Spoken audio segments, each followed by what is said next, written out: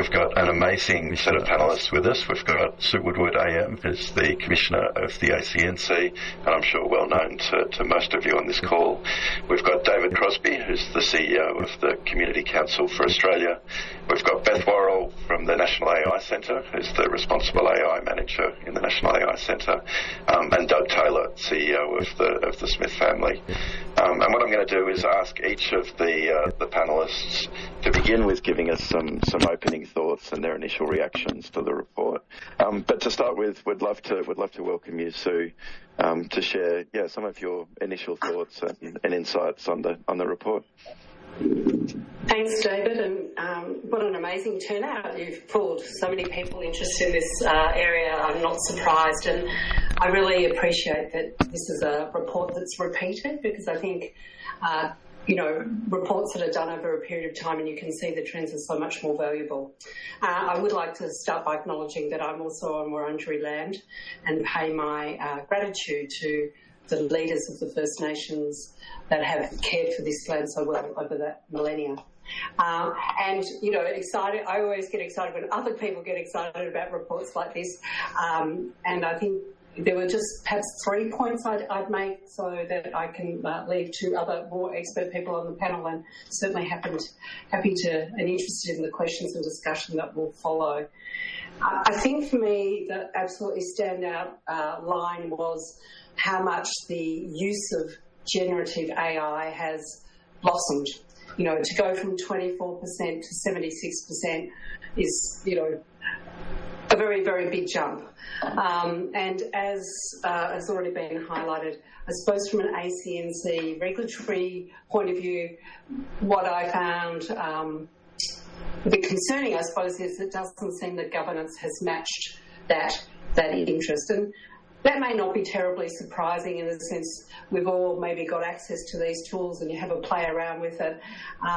Not so many people want to sit down and draft up a policy, debate the policy, implement the policy, institute the framework. But I do think from a governance point of view, I would really encourage people to have that conversation, to use, for example, free templates and tools, particularly because the reputation of your organisations is everything, and I'm sure people on this call will understand that. And if something goes wrong, and then the question's asked, how did this happen, and you can't even point to a policy, framework or process, then you are much more likely to lose that very hard-fought-for reputation. We all know there can be attacks, there can be individual employees not doing the right thing, but if you don't have some sort of policy and framework that is actively being engaged with, then that's going to make you more vulnerable. And I think I would do a lot of good that could come from using these tools. I wasn't perhaps surprised about the budget side being a barrier. It very much fits with the conversations I have in all the places I have the privilege of going, that budget is a barrier. Our data shows that the cost of living pressures, if you like, are affecting charities very significantly in our own research, our own data report.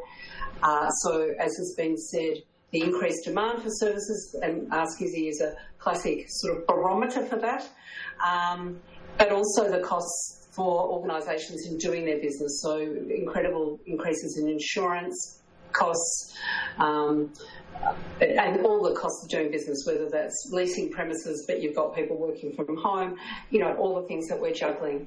And the point that I would make here is that I really try in the work that I do and things we have on our website and the discussions we have to try and embed the idea that having good digital health, if I can use that term, isn't an add-on. It's not like, we do service delivery and we'd like to have good digital health.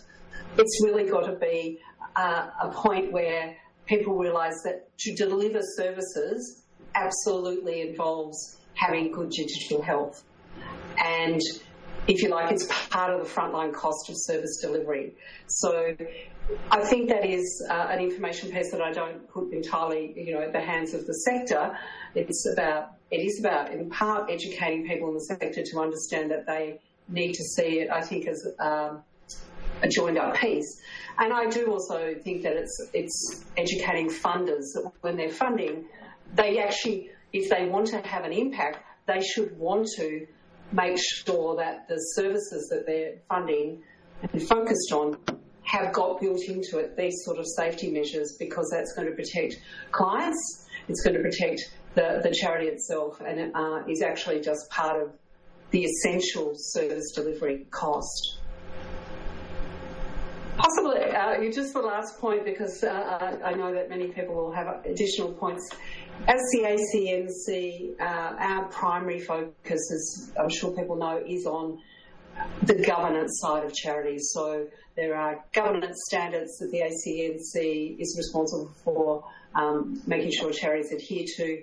That is all about the responsible financial management, the making sure that people use resources for their purpose, and also care and diligence. And I think care and diligence, if you're on the board of a charity, and I used to have that privilege before I took up this role. What is the role of a board when you read a report like this? What is your role? And I think it can vary, like in a small organisation, entirely volunteer run with, sometimes it feels a lot more hands-on than if you're on the board of a larger charity. But whichever way it is, ultimately the role of the board is to set that framework. So when we see that there's, a small percentage that actually have the right policies and procedures in place, then I think that's where the corresponding, what's the next step? It's really about the boards making sure they are setting those frameworks. And that can sometimes mean, if you don't have in-house expertise, it's looking for where you can get the advice that you need and the support you need. And there are, as David's spent a lifetime really, a serious part of your career ensuring there are these free resources. Maybe sometimes, though, it is going to be necessary to pay for some advice. And again, that can be a very responsible decision. Even if you've got a limited budget, you need to see it in that light. And probably I would emphasise it's not a set and forget thing. You need to have that ongoing review, evaluation and commitment to embedding it by way of training with volunteers and staff, and seeing that as a sort of whole picture approach. Perhaps the last aspect of that I just mentioned, at the ACNC, we, as part of our work, have what we call compliance reviews. So this is where we select a cohort of organisations. It's voluntary, but we approach them to try and understand in detail what particular organisations are doing to manage risks and so forth. And we often identify both really good practice and areas that we have concerns. And our commitment is to feed that information back by way of the education and guidance, by way of specific reports, and sometimes in targeted communications to certain parts of the sector. And we do have a focus this year in terms of our compliance reviews on cyber security. So on, how organisations tangibly trying to manage the risks and how well are they going. So those, our report will be come back probably at the beginning of next year. And as I say, we see that as part of our education role to be looking to give case studies and highlight what are the key issues, which I think is a complement to the work of a report like this. So 3 points for me, that matching the interest that people have and the passion they have for AI with the right policies and processes, thinking about the budget as a holistic thing, and then the focus on governance around what do you as a board member, what is your responsibility, and where do you get help to make sure you're discharging that responsibility appropriately.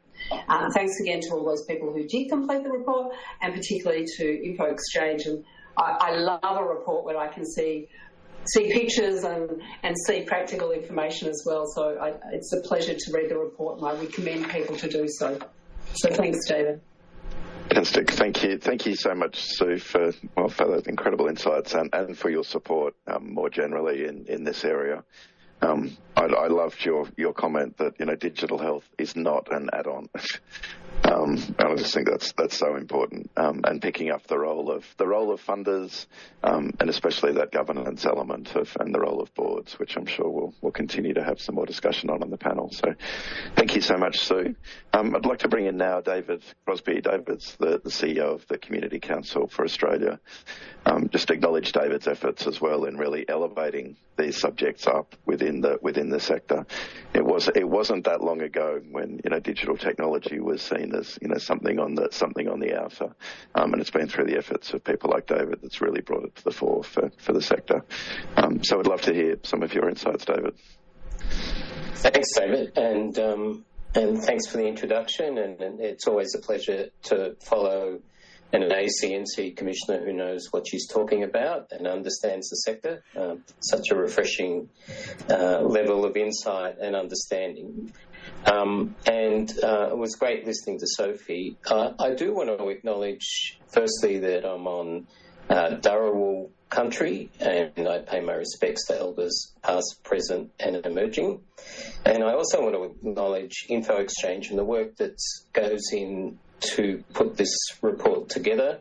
Pretty impressive to have over 700 people complete any survey, anytime, anywhere. So well done, David and the team. And it's great to have this kind of recurring benchmark around where the sector is in terms of technology. I think we're very lucky in many ways to have this report. And I can tell you as an advocate, it's invaluable. It's invaluable to be able to talk to politicians and policymakers about the state of the sector and have evidence to back up what we're doing. As most of us know, unlike many industry groups, there is no charities or not-for-profit department in government. There are no bureaucrats employed to support our work outside of the ACNC. And we don't get a lot of support for the kind of cross-sector research that David's done in this case. And so, again, I commend Infoxchange. I found with the report, I think Sophie and Sue have both summarised really well.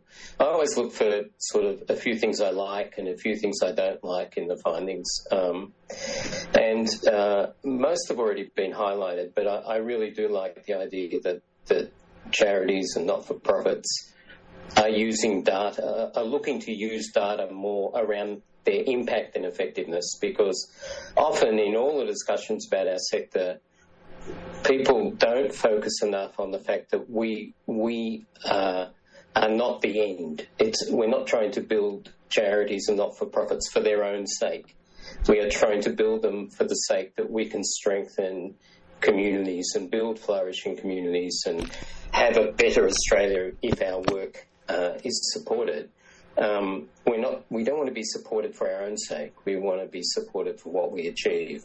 And so using data for impact for me is very important. And the fact that the sector is now focused on that is wonderful. The idea of exploring new technology, as we've seen with AI, we really do have a very kind of innovative, forward-looking sector, although we don't acknowledge that enough. The other point that I thought was really interesting on the positive side was the staff capacity was a real issue a while ago. It's less of an issue now. And I think that's great. And what it's saying is that we are slowly but surely, I think, getting up to speed.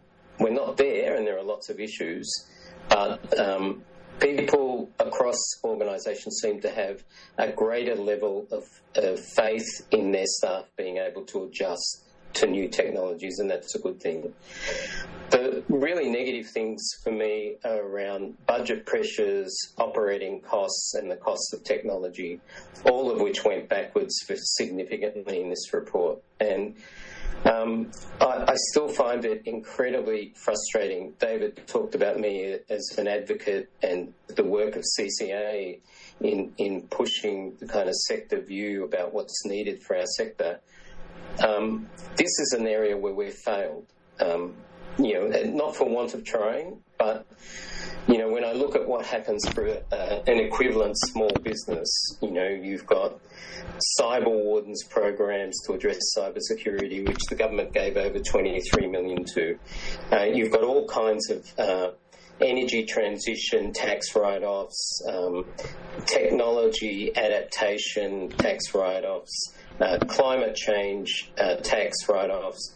We get no benefit from any of those. And again, unlike small business, we have no sort of department for charities and not-for-profits.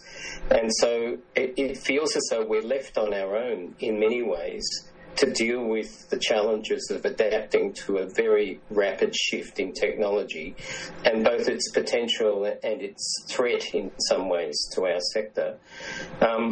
And I think it goes to the fundamental issue, which is that if we're going to be asked to fulfil roles by funders and governments and others, we should be paid what it takes. And factoring in our technology needs should be fundamental in any contract, in any funding agreement that we have with government, with philanthropy, with anyone. It's kind of absurd to sort of part fund us and require us to almost, we talk about the starvation cycle in charities where you're desperately trying to keep your services to the community going, but you have less funding to do the things you need to do as cost pressures, as Sue pointed out, are squeezing charities. So what gets squashed and what gets, in a sense, eaten by the budget is IT, infrastructure, data, evaluation, the things that we can't always see that make services possible. So for me, the really strong lesson and message coming out of this report is there's been increasing costs, significantly increasing cost pressure on charities. The barrier to us realising our potential and better fulfilling our purpose and strengthening the communities we serve is that we're not factoring in the costs, the budget requirements that are needed to deliver the services in a way that is safe, that's secure, and that uses technology appropriately. So this is an incredibly useful report for us as advocates, and I look forward to championing the messages that are so clear to me about how the sector needs greater support in this area if we are to be as effective as we could be. Thanks, David. Fantastic. No, thank you. Thank you, David, and for your support more generally, as I said, and for pulling out some of the positives in the report as well. I think you should say we have come a long way from the capacity of staff and volunteers to engage with tech, even if we think just, pre-COVID and that huge leap that we saw in terms of people being comfortable, even just using technologies like we're using today to connect and collaborate. So, and yes, we still have a long way to go. But it's great to see some of that momentum. Thank you. So next I'd love to bring in Doug Taylor, CEO of the Smith family, who has also been a huge advocate in this area, and I know is an area that you spend a lot of time thinking about for the Smith family as well. So we'd love to hear some of your reflections. Thanks, Doug. Thanks, David, and thanks again to the team for this great report. I'd simply say that the messages in the report absolutely resonate with our experience at the Smith family, noting that we're a large and not-for-profit, but I've got to say we are still learning so much about these new opportunities and these new challenges. If I think about the kind of elements of our strategy that overlap with the focus of this report, obviously we're focused on data. It's great to see that data is one of the kind of core research insights and the power of that for helping us think about the degree to which we're on purpose and on mission and delivering outcomes and benefits. So it's terrific to see that has come through. Noting, of course, that data is a superpower and it's also an Achilles heel if not managed appropriately. So getting that balance right, another important message, and happy to talk more about those things today as well. So data, digitisation, we're investing a lot in digitising our work. We do that because people live online. We want to be where our supporters are, and we want to be where our families are that we're supporting, and engaging them and supporting them in the best way possible. But of course, doing those things without an eye to inclusion is fundamentally mistaken, given the purpose of our organisations. We support 67,000 low-income students through our Learning for Life program around Australia. 30% of those students go home every night to a house where there's not a digitally connected laptop. It's very easy to think about the impacts for those young people and their ability to make the most of their education, but also build the skills they need for future and very dynamic and changeable workforce. So inclusion has to overlay all of this, given the purpose of our organisations. I will also say that one of the things that I often talk about with this space is we're not falling in love with technology. What we're falling in love with is really the opportunity to solve problems, create value, and drive impact. That's the driver, and obviously technology is a great enabler of that in kind of two ways: efficiency and effectiveness. So in terms of our families that we support, 90% of the families that we support are now engaging with us through an online portal. That's been incredibly beneficial. Year on year, that's removed 15,000 hours of work from our frontline team members at administration, so they can do other great value-adding activities. Equally, in terms of donors, in terms of digitising our donor correspondence, that means that we can engage 60% more quickly with our supporters. And we know that drives retention and satisfaction of our supporters. So there's great benefits on the efficiency side, but also on the effectiveness side in terms of delivering programs online. We've got many examples we're happy to talk about today, and what we're learning about that, and the great opportunities to work at scale through digitising delivery of programs online. But the other big opportunity, I think, is certainly in data. How we use our data in our organisations, but then how we share data across the sector and between government and all-purpose, not-for-profit organisations. We've been the great beneficiary of a partnership now with the South Australian Department of Education and other states coming on board, which gives us access to data for low-income students, their profiles, their school achievement and their attendance. That is unbelievably powerful for our ability of our frontline team members to intervene early when there are challenges for families, but also know which families to support. So there's incredible potential and opportunities. It's great that data is a kind of key feature of this report. I think the only other thing I'd say, David, is obviously there's great benefits, but also noting that going into this space and investing more and engaging more, it fundamentally changes our organisation. It's not a little piece that sits to the side. It changes the way we make decisions. It changes how we work and how we deliver these programs.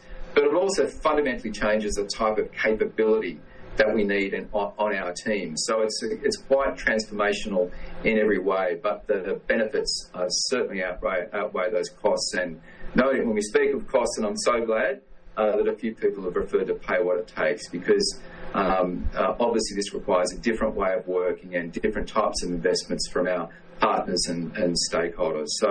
So, David, there's a few opening thoughts from me, and thanks again to your team for a great report.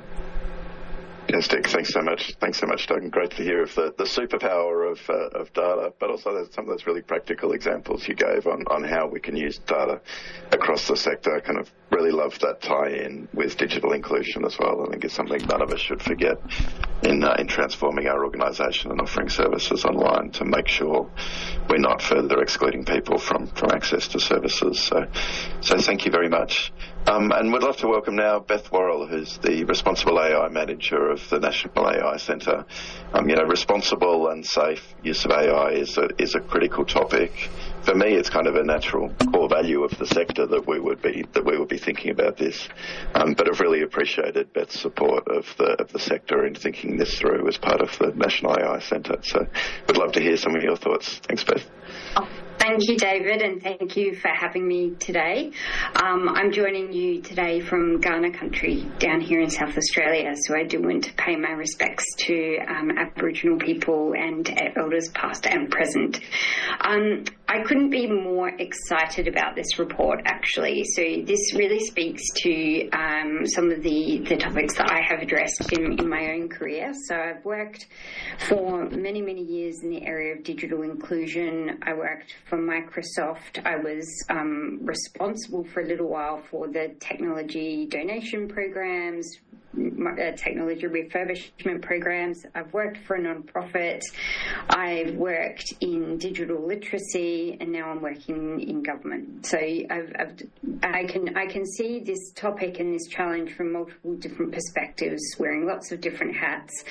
The report is fantastic. It really captures a moment in time, but I think it does indicate to us all that that your sector is moving ahead apace, which is fantastic to see.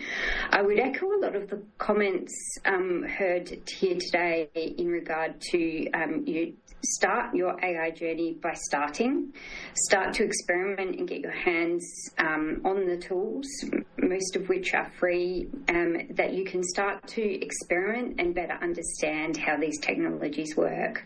There are a lot of things that AI can do extremely well, and it's in many cases, I personally feel sometimes indistinguishable from magic. It really is an amazing tool to play around with and just be creative about how you can use this tool to solve some of the problems. We don't want to encourage organisations to use these tools for their own sake, but for applied to solve some of the challenges that you've got.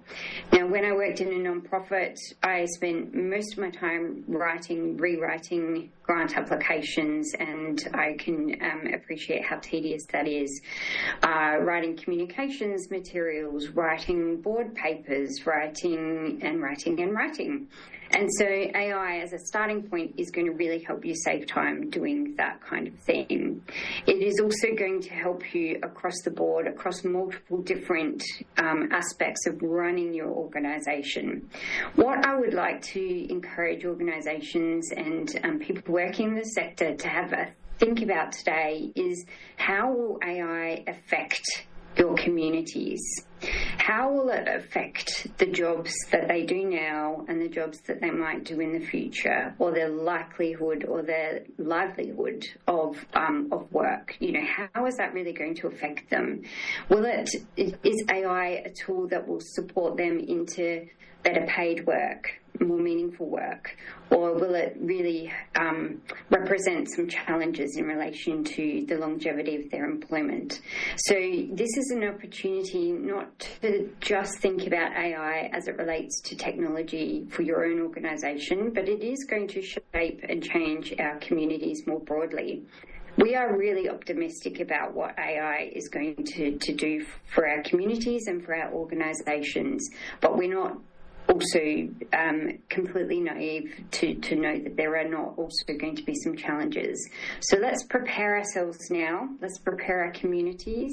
Let's be really mindful of how we can take steps to protect those who are already vulnerable to cyber attacks, for example. How do we actually use this as an opportunity to level up some of these digital exclusion problems that I know have been around for a really, really long time? We don't want AI to be a tool that further exacerbates that difference between the haves and the have-nots. I'd also encourage you to think about how AI is going to affect your staff and affect your volunteers. I know that volunteering in Australia has taken a hit along with everything else. So organisations need to be smarter about how they reach volunteers, what volunteering looks like. Can volunteering be done online? And actually, Doug, the Smith family do a really great job of engaging people online as volunteers. But there's lots of ways that this technology is going to shape and change your community and the way that you deliver your services, and perhaps even the services themselves.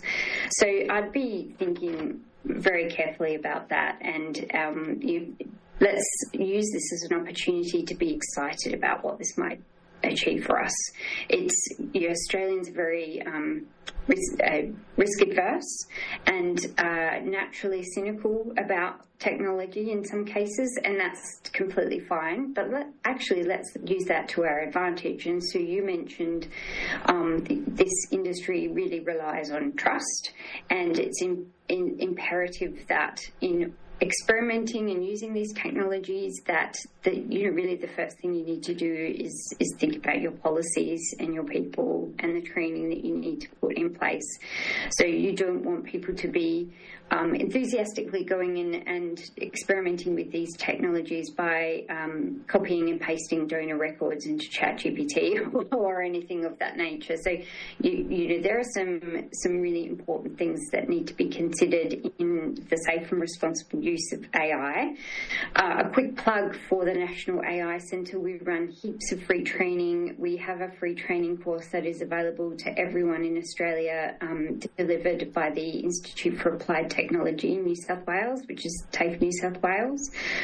We have a range of free events and training that I've provided the links to, but perhaps most importantly, we have a voluntary AI safety standard published, and it's been published now for the last couple of months.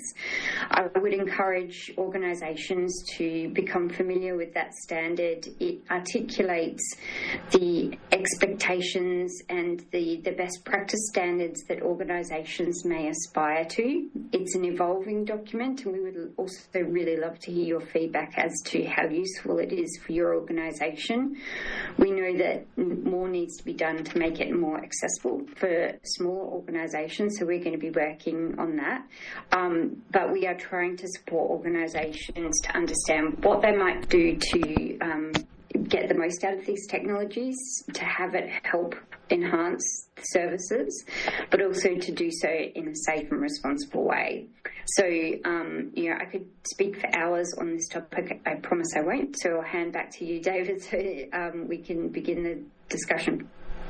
Fantastic. Thank you so much, Beth, and some great comments there. And I think I agree. I think it is an exciting time, and kind of leveraging that curiosity that I think we naturally have. And as you say, kind of within those guidelines of safe and responsible use, and for people being aware of what they should and maybe should not be putting into public tools, for example. Also really important points on AI impact in our communities and thinking that through. And, there are some really positive use cases, but also thinking about the downside. We absolutely do not want to have this as a further exacerbation of the digital divide. And look forward to working with you on that voluntary AI safety standard. I know our team have spent quite a bit of time in that and hold it in high regard, so how we can work together to share that across the sector, which, as I said in my intro, I think it aligns very naturally with the values of the sector. And so it's helping organisations just understand what that looks like in an AI context.